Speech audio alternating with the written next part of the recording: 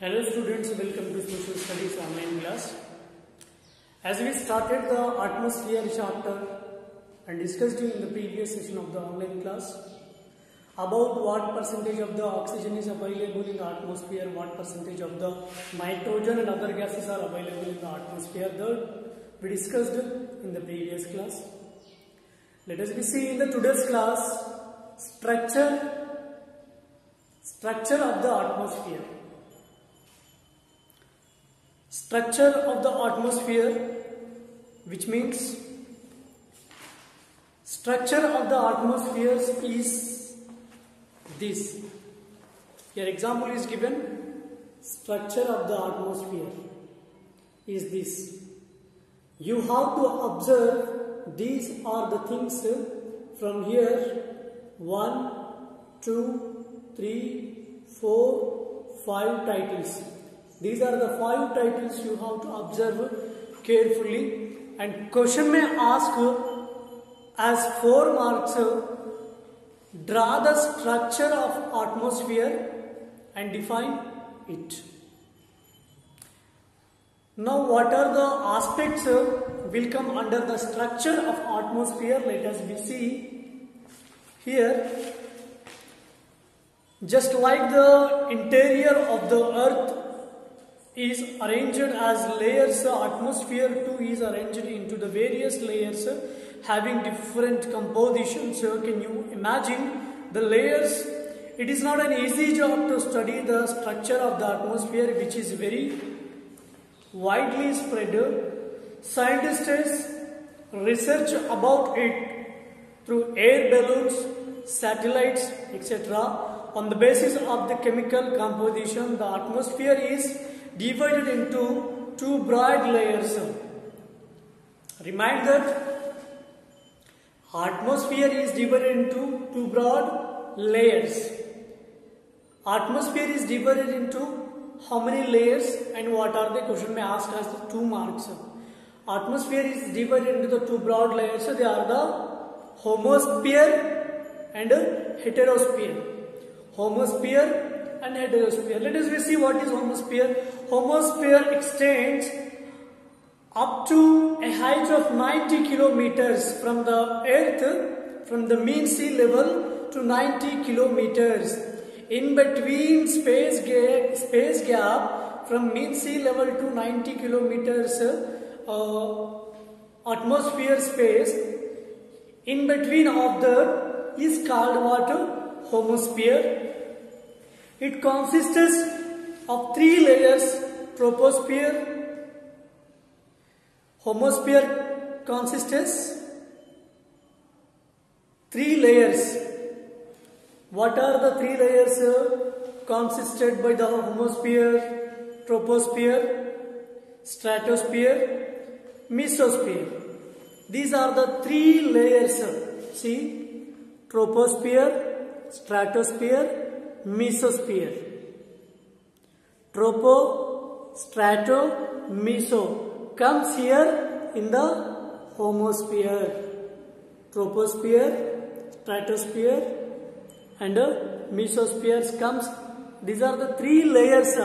These are the 3 layers comes in homosphere. That you have to remind, very important thing that. And now we will discuss next the structure of this atmosphere, and next here the remaining layers, thermosphere and exosphere. The final and edge layer of the atmosphere is exosphere, which is about to space of the 1000 kilometers. 1000 kilometers height in space from the mean sea level, from the floor to mean the sky in space 1000 kilometers. That the edge and end layer of the atmosphere is exosphere, which comes in the which is the layer of the heterosphere. Heterosphere. Let us see next here homosphere. In between of the 90 kilometers gap, it consists of the 3 layers: troposphere, stratosphere, mesosphere. It is characterized by the uniformly in the composition of the gases like nitrogen, oxygen, argon and the carbon dioxide. Next, heterosphere. The layer about 90 kilometers of the homosphere is called heterosphere. It has the heterogeneous composition and hence the same heterosphere. It has two layers called thermosphere and exosphere. Heterosphere has two layers of thermosphere and exosphere. Exosphere is the last layer of the atmosphere. The first layer of the atmosphere which is in the homosphere is troposphere. These you have to remind. It may also ask and choose the correct answers in paper 1, that you have to remind very importantly how many layers homosphere has and how many layers heterosphere has, which is the beginning layer troposphere. The last layer of the atmosphere is exosphere, which comes in the heterosphere. That you have to remind. Now into the description of this layers, 5 layers. Troposphere. Dear students, troposphere is located here, and near the troposphere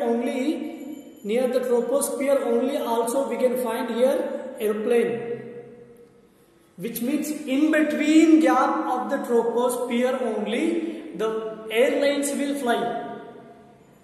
In between of the gap of the troposphere, in between gap of the troposphere only airlines will fly. And if above troposphere airlines will go, the airlines will not get signals. Airlines will not be connected with the airports, and wherever they go we cannot imagine that. So in between of the gap of troposphere only here the airlines will fly, that we can imagine. And what are the things will happen in between of the troposphere is given in here. Mostly see here troposphere is given up to what kilometers? 10 to 12 kilometers from the mean sea level to 10 to 12 kilometers high. Only troposphere, in between of the 10 to 12 kilometers only airlines will fly, which comes in the homosphere, one of the most important layer.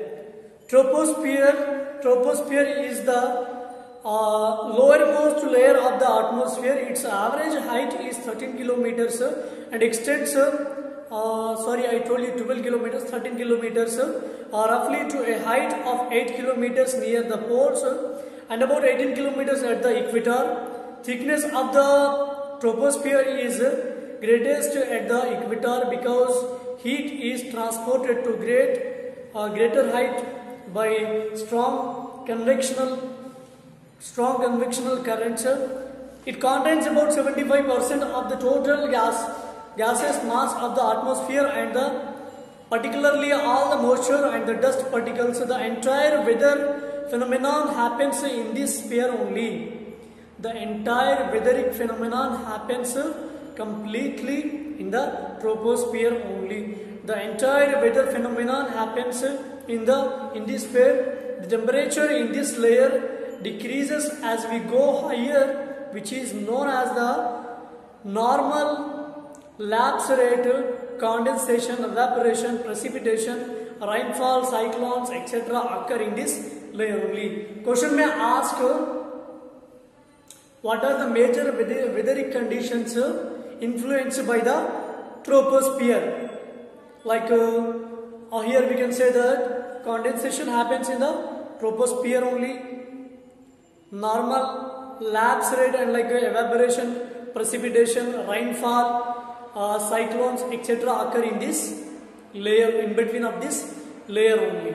Next here, the very important layer of the atmosphere is stratosphere. This layer extends up to a height of 50 kilometers from the mean sea level. See here, stratosphere.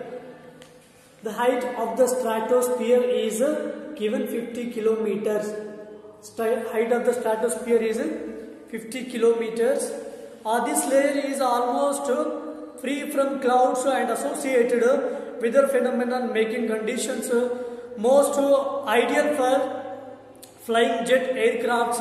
One important feature of the stratosphere is that it contains ozone layer. Which contains ozone layer? Stratosphere. Stratosphere contains ozone layer. The temperature increases as there is increase in the altitude also, which means when the pollution, when the temperature is increased, at that time the ozone layer also contained by stratosphere, and these all the things will happen near this spherical part only. Third layer, mesosphere. It extends up to a height of the 80 kilometers. Meteoroids burn up as they enter this layer from the space. Temperature starts decreasing with the increase in the altitude, and temperature high and temperature less. The maximum minimum temperature also due to this layer only, mesosphere, impact can causing on the atmosphere here, the temperature changes. Next, fourth layer, thermosphere, extends up to 400 kilometers. In the thermosphere, temperature rises rapidly with increase in high. It contains electrically charged particles known as ions and radio waves transmitted from the earth are reflected back to the earth by these ions. It is also known as ionosphere. Which sphere is also known as ionosphere? Thermosphere is also known as the ionosphere, because of in this thermosphere it happens a lot of the conflict, like the majority part of the thermosphere is contains influence with the heat only, with the heat balance only. It contains a lot of amount of the restriction, because of this layer contains a lot of heat, and also this layer has ions, radio waves transmitted from the earth are reflected back to the earth by these ions. It is also known as the ionosphere due to that the radius inflection. This sphere is also called, the fourth layer of the atmosphere is also called ionosphere. Which layer is called ionosphere? Thermosphere is also called ionosphere. That you have to remind. Next, fifth layer of the atmosphere, exosphere. It is the uppermost layer of the atmosphere. This is the highest layer, and very little is known about it, which means it is the uppermost layer of the atmosphere. Which is the uppermost layer of the atmosphere? Exosphere is the uppermost layer of the atmosphere, and it is the final, and it has an uppermost layer of the atmosphere. This is the highest layer, and very little is known about it. We do not have much more information about the exosphere, which is very uppermost layer of the atmosphere. Like astronauts, scientists also does not have more and much information about the exosphere, because up to the exosphere, the information, the analysis was not done by the astronauts and meteorologicals by the scientists regarding of the exosphere. Next title, pressure belts and planetary winds. Pressure belts and planetary winds, as we discussed, seasons, temperature and seasons, and weather conditions, as we studied in the previous class in 8th standard. You studied seasons, different types of the seasons, and like tundra region also we studied, and the air belts, upper air circulation, lower air circulation. These are the aspects which we saw in the previous class in 8th. Now, pressure belts and planetary winds, which means pressure belts and planetary winds, which means here is the example. Basically, it was the Earth, North Pole and South Pole, and it was the tilt axis on the globe. It was world and it was the tilt axis of the globe. North Pole and South Pole, the line which was touching to North Pole and South Pole is known as axis. And also here, the impact of the pressure belts and planetary winds. Now we have to line of equatorial regions. Dear students, here North Pole and South Pole, which means when the wind starts from the North Pole towards of the equatorial regions, which means here it was known as the one of the strong wind which was started from the North Pole and affecting on the equatorial regions, and this cold air, this cool air is converts as a warm air near the equator. When this air reaches to the equatorial regions, this air becomes here very warm air.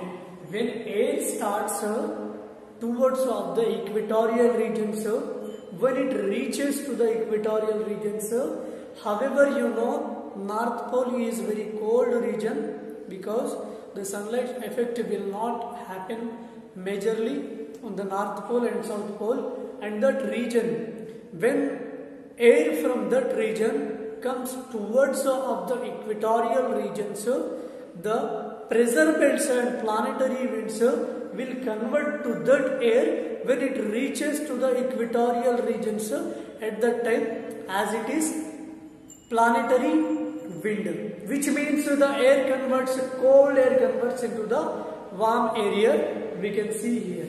Now, if suppose the same phenomenon happens from the South Pole to the equatorial regions, same, because South Pole also one of the cold region, polar region only, that is why it can also convert into the warm air, we can say. Air pressure, the air around us is composed of gas molecules, very teeny particles. These molecules are constantly pushing each other or any object that comes their way. This push affects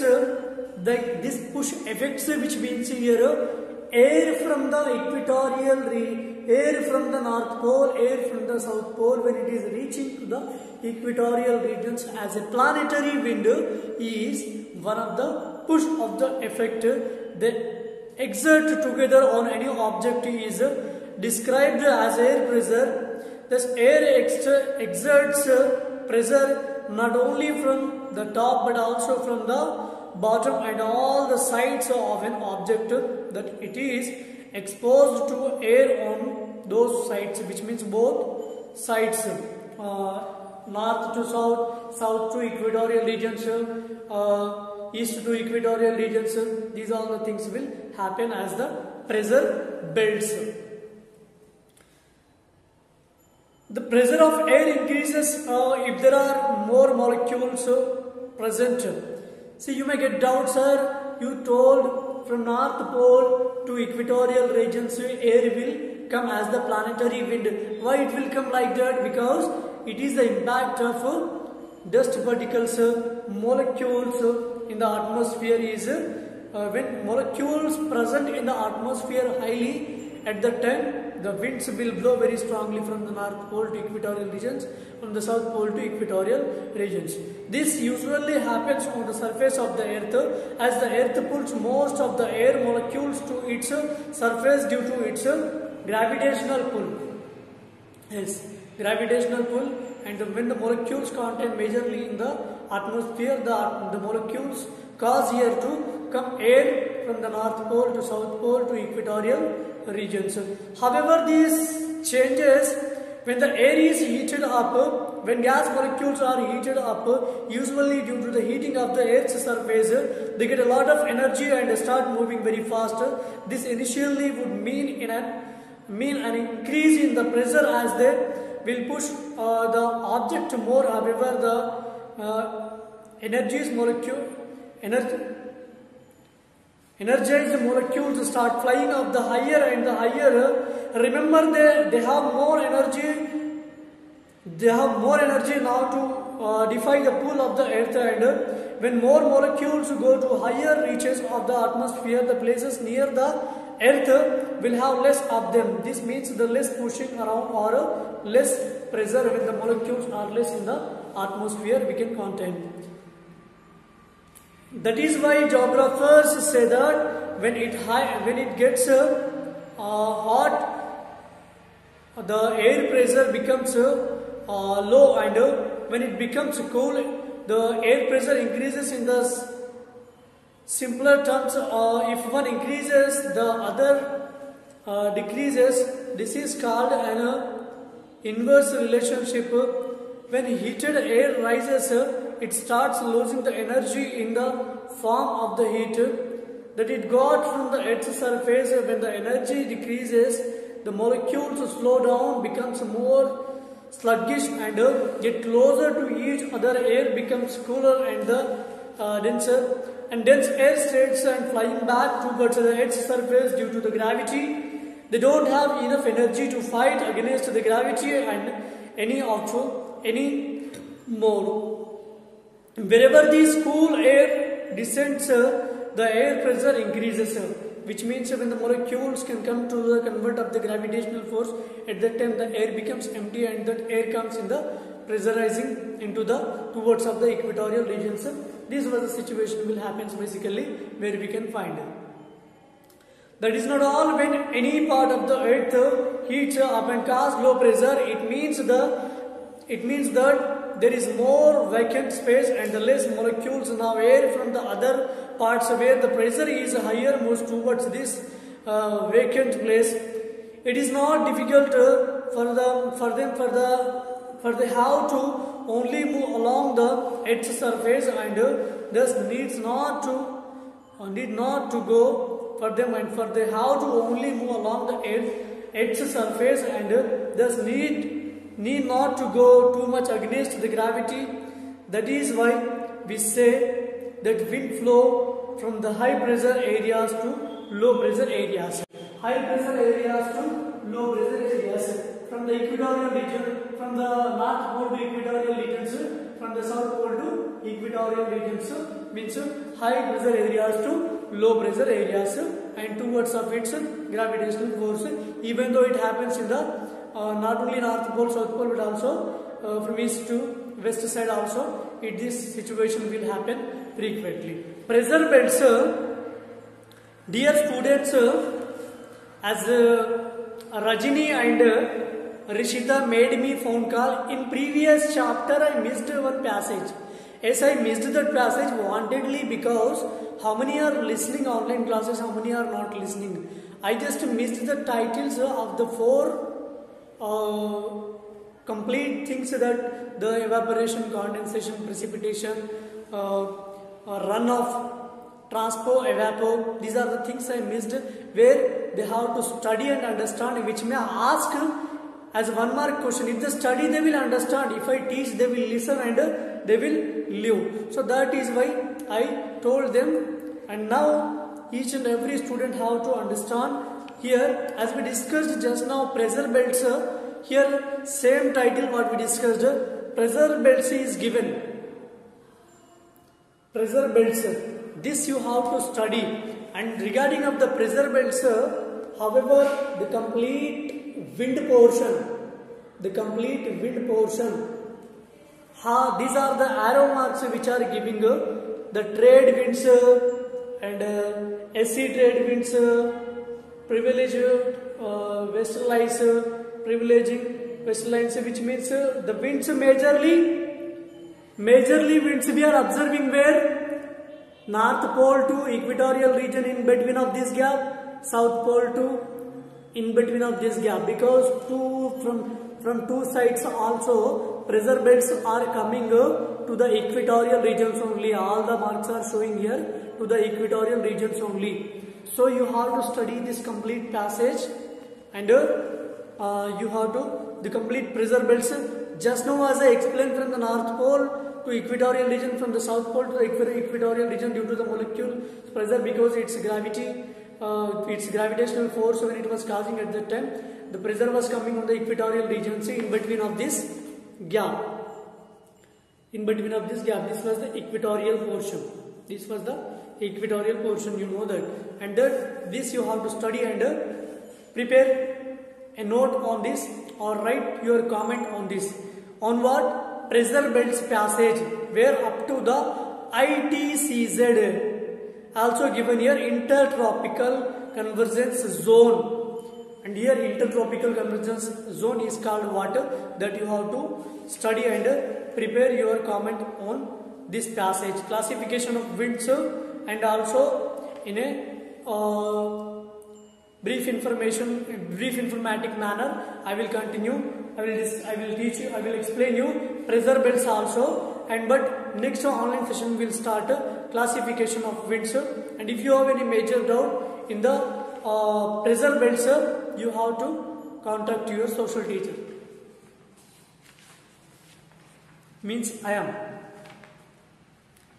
And classification of winds will continue in the next session of online class, and you have to comment this passage pressure belts up to page number 42. Classification of winds will continue in the next session of online class, and you have to write all the keywords to each and every chapter, and also prepare some 1 mark questions. Then after you have to write improve your learning questions, and regarding maps also you have to draw in your fair notes. Otherwise your fair note marks will decrease. Thank you.